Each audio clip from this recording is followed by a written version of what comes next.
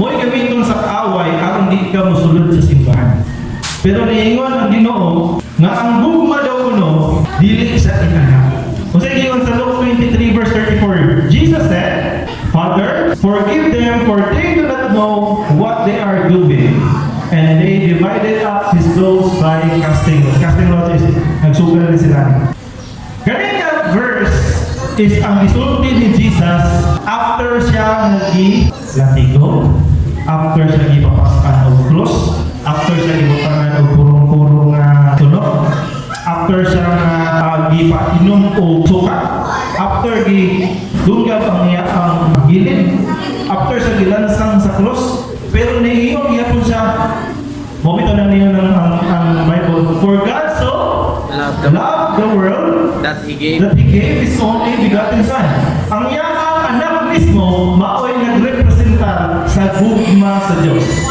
Unya, ang gugma naa diha ilang gilansang, ilang gilatigo, ilang gipapastan og krus. Pero agi kay si Jesus gugma dili siya nag-dishonor sa uban nga mga tao. Dili po siya nag-self-seek nga ako, Diyos man ko. Isa na ka-remember akong usa ka sundalo na niingon siya, di ba Diyos ka? Katotong tayo nag-kulog na. Di ba Diyos ka?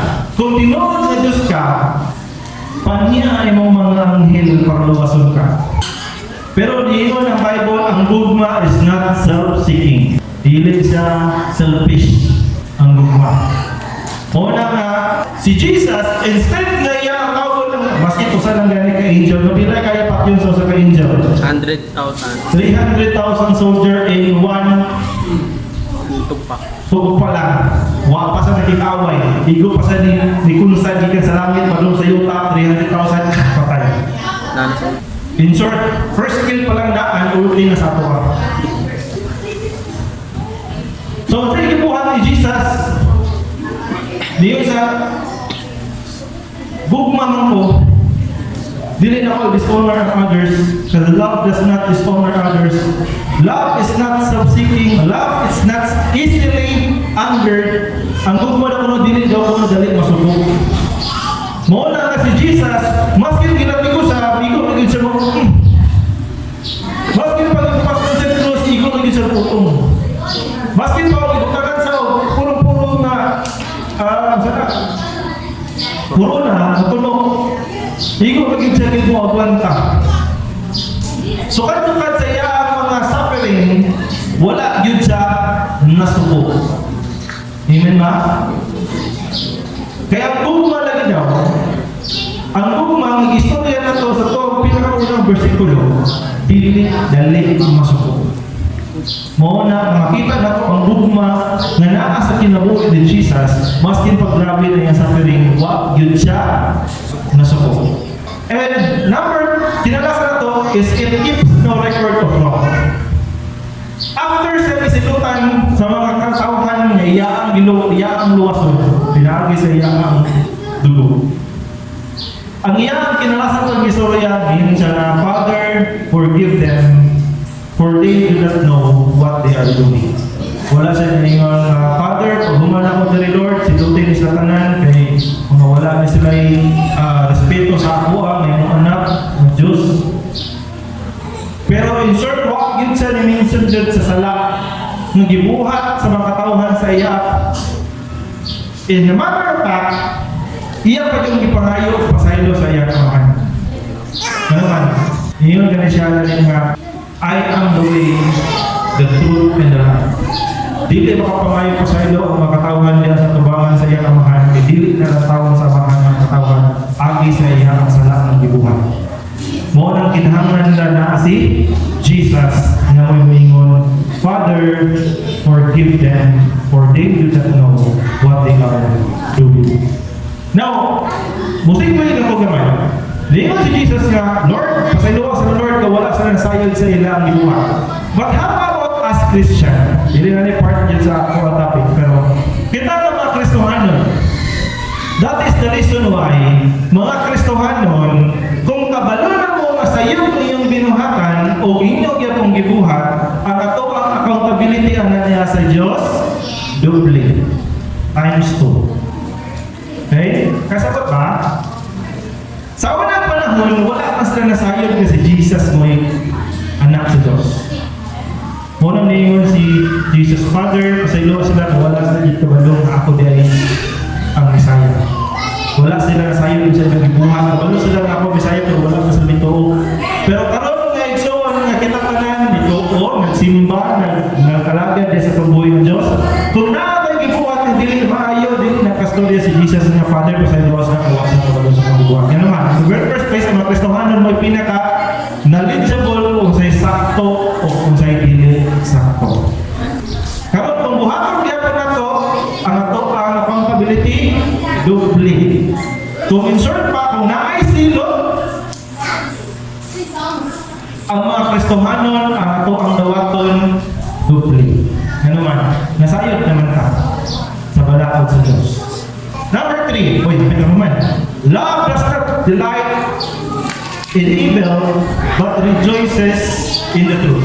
Okay, ang buong pala ko no, dili daw ko malipay diha sa mga binuhatan na dili kaayo, pero malipayon siyang rejoice siya diha sa kamatuoran. So the best example for this is the life of Apostle Paul nga sige siya o padala isa kailan Apostle Paul. Amen. Si Apostle Paul na mo'y pinakadaghan kayong gibuhat na simbahan sa unang panahon. Sisa basag Bible, tanan na naay chance diha. Iyan ang gituturan ng simbahan. Colossians, Thessalonians, Corinthians, Ephesians, kanang mga lugar, gibotakan na niya og simbahan or tabernacle. O every time na maglakaw-lakaw na siya, di mo na siya magpundo ko sa lugar, wala mo na siya o missionary. Sige na siya lakaw-lakaw, pero sometimes siya lakaw-lakaw, sige siya padala og sulat sa mga simbahan. So kanang nabasa niyo sa iyong Bible ng Corinthians, 1 Corinthians, mo na sulat ni Apostle Paul sa mga simbahan, ang mga tao na nagsimba dito sa Corinto. Ang iyang ipadalaan sa Galatians is ang mga tao na nagsimba dito sa Galatia.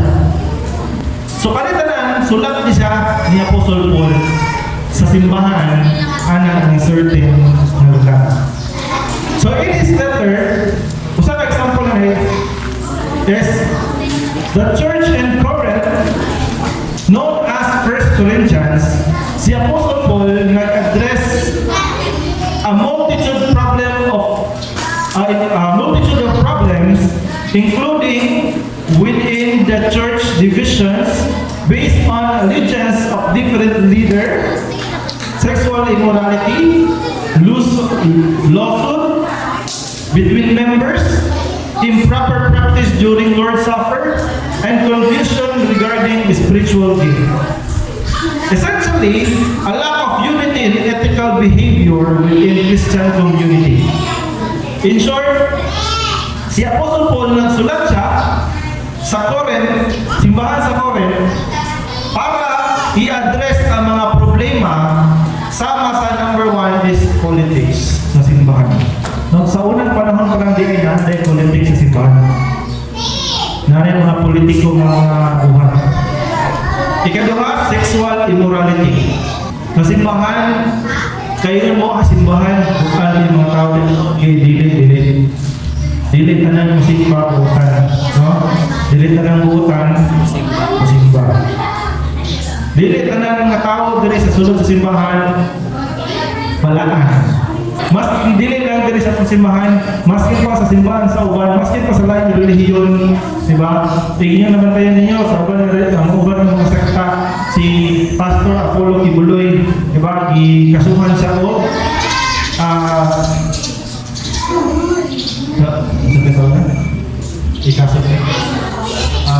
human trafficking, at the same time kanang sexual abuse. Ano ba, pinalo ko sa i-abuse ng mga kababaihan. Dili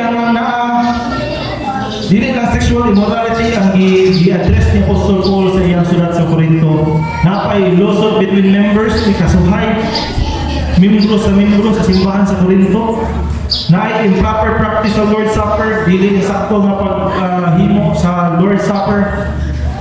The confusion regarding spiritual gift, daghan sa gi-address si Apostle Paul diha sa mga tao diha sa Corinto.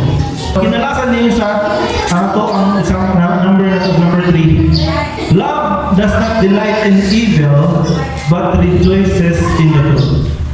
Apostle Paul is the number 1 example ano yung naman, wa gyud siya nahimuot sa dili maayong practice sa simbahan nga iya ang gidaan.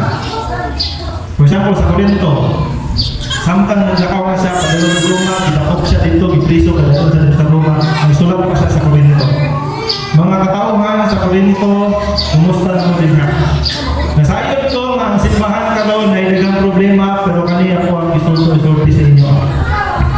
So si Apostle Paul, mas pagkabalon niya na may problema ang mga katauhan sa Corinto, nagsulat din siya. Ano naman, wala siyang nahimukot sa dili maayong practice sa Church of God. Pero at the same time, nag-encourage siya sa mga katauhan dito sa Corinthians diya sa pag-rejoice sa pagbuhay ng Diyos. Nagstorya niya siya sa mga pulong diya sa pagbuhay ng Diyos. And we all know, matanang pulong sa Diyos is all true. Amen ba? And this is the most important sa tulo. Love does not delight evil, but rejoices in the truth. Moto yung 1, taman sa 3. Amen? Nga naman, all of this is very important. Kaning 1, taman sa 3. Because in verse 7, nag-iyon siya, ang gugma, it always protects, always trusts, always hopes, and always perseveres. Ang gugma daw ko always nga protekta.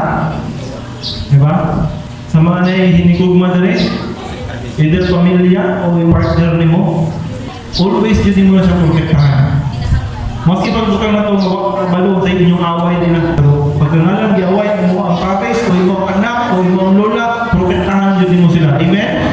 Ano naman, ang gugma always protects. Always trust. Maskin pa wala na kay salik. Pero ingon dre ang gugma daw ko hinahanglan adunay trust. Always hopes. Sama sa Ginoo, ang gugma sa Ginoo sa Israel. Maskin pa ako ng Israel, itubang na ugla ng Diyos, wala na sila natubang sa Ginoo.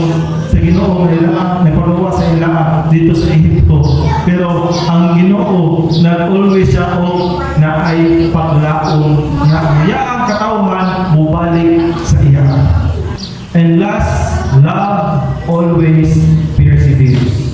Hindi mo ganyan, nga nung sige man yung balik-balik pa niya na ibinuangan na makanan niya. Wala ka na sa nahigug mo sa iyo. Ano nga sige pa makagugod. Igsoon, ang gugma na puno, always persevere. Mo ayaw ninyo i-judge sa itong mga gitawag na to o marupok. Itong mga, baski ibinuangan na sige na balik-balik. Sige mo sa marupok na siya. Yan sa marupok. Muna gitawag na, ang iyang gugma mula hotay, ang iyang gugma. Let us remember it's all, but when we mention love, ang pinaka-best na to yun nga ma-take na to as gugma is ang kinabuhi ni Jesus Christ. Musturya siya about sa truth, bunon sa iba to. Niaway ba siya? Wala. Bidalagan siya. Ano naman? Naigugma man siya sa iyong katawan. Silutan siya? Nibalos pa siya? Wala. Nasuko pa siya? Wala. Ano man? Nahigugma man siya sa iyong inaanak ang gugma. Maskin pa unsa na may gibuhat sa imoa, kung nahigugma ka, mubalik ka gihapon ka. Ano man, si Jesus inana man ito. Maskin pa o giayo siya o latigo, gipahirapan siya, maskin pa o gipulungan siya o tunog sa ulo, gipanamastamasan siya, gitugsa pa yun siya, gipatay pa yun siya, gitugin pa yun siya, patay, gitugsa pa yung kilid na naman siya na, kasi guhit pa na, nagsukaw pa man, bangkaw ang kilid, ang nabawa na ito, kung patay na lang yun. Walang gitugsa siya, spear sa kilid sa iyang ribs. Maski na ito, gibuha sa iya, imagine na ito, hantod karon, nagpadayon gihapon si Jesus o reach out sa mga katao